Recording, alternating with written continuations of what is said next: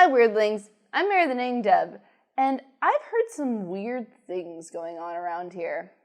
It might be time to call the Sailor Scouts.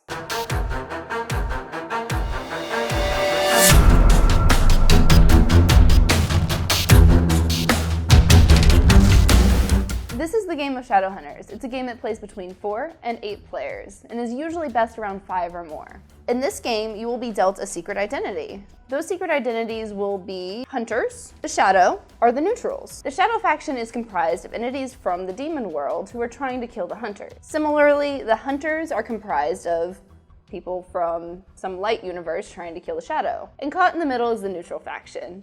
Just regular humans trying to go about their daily business and not get nuked by the shadows or the hunters. After you've completed the time-honored tradition of fighting over what color you want to be, you'll be handed your board and your 2 tokens. One of those tokens will be placed on the no damage space on the board. And then the other one will be placed down in front of you, waiting for the rest of the game setup to be completed. Now you've got to set up the rest of the board. First, you're going to take your location cards, shuffle them up, and randomly deal them to the different spots on the board.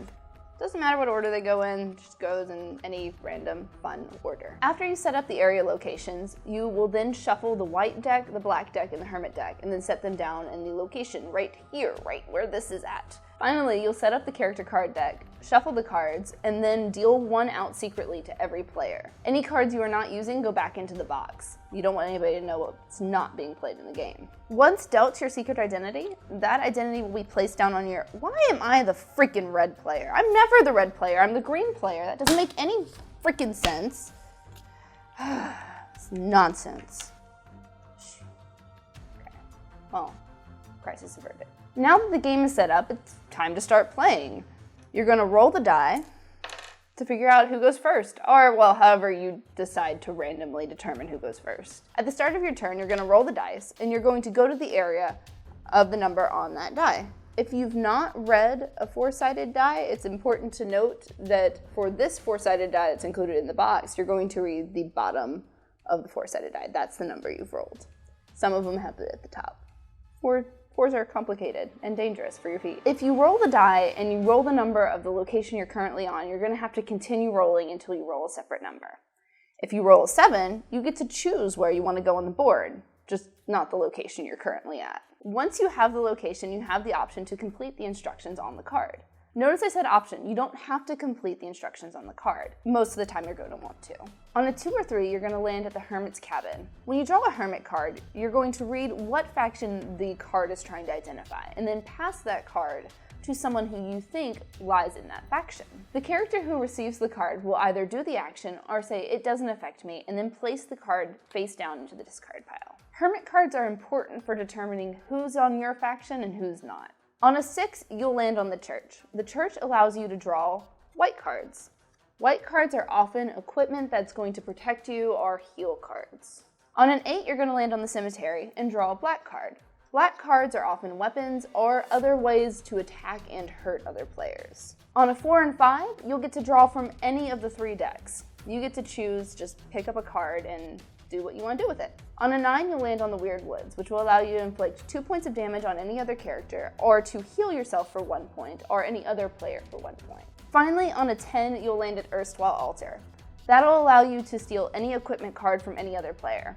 If you land there and there's not an equipment card out, you're kind of out of luck. After you've landed on your area, fulfilled the location's ability, you have the ability to attack another player. This is where things get really fun. In the event that you do want to attack somebody, which you will, you can attack anybody that's on your card or the card next to you in that area. To attack, you will choose a player within range, in the 2-card area, and you will roll the 2 die and take the difference between the 2. That's the amount of damage you've dealt to that person. If at any point during the game you have damage inflicted upon you, you will move your counter up the damage track. If you notice that your pawn hits a letter on the board that matches the letter on your card, you're dead and you'll have to reveal yourself. You'll continue play in this fashion until either all the shadows are dead or all the hunters are dead, or a neutral party completes their individual goal. The shadow faction and the hunter faction only have the goal of defeating each other, but each neutral character has an individual goal and at any point that individual reaches their goal, they automatically can reveal themselves as winning the game, and game ends immediately.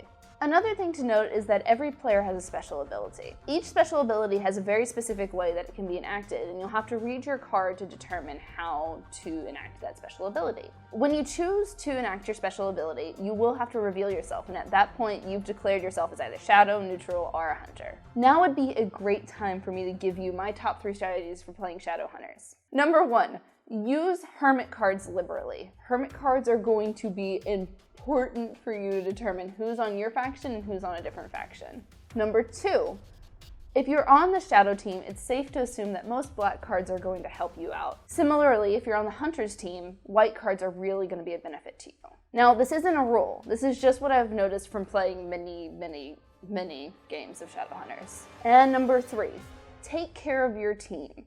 If you're about to die and you know who's on your team, try to shoot them some more health points or give them equipment cards. Do whatever you can to put them in a position so that they can win. Because if you're on the Shadow team and you're dead, as long as one Shadow team member wins, you win.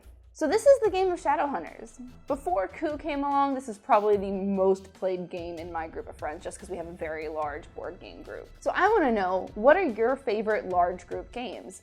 This is October, and you're gonna have more gatherings because Halloween's coming up and you got the holiday season coming up. So I figured it would be a great time to cover larger group games for multiple players to play.